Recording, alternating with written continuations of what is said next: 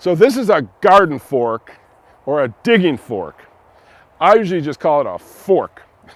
Note that it's much different than a pitchfork, which is narrow and pointy tines. A digging fork has larger, more heavy-duty prongs, which are better for navigating rocks, weeds, and other obstacles in the soil.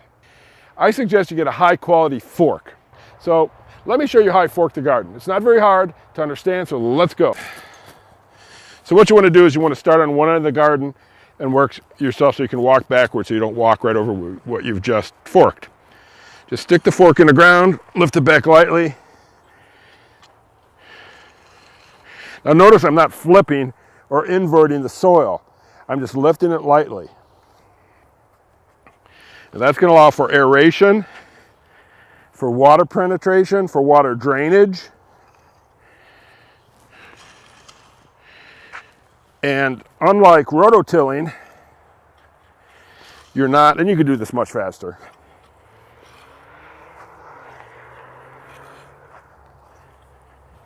And unlike rototilling, you're not spinning up weed seeds,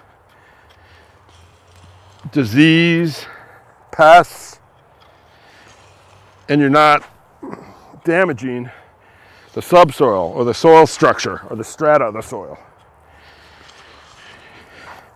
And it's that easy.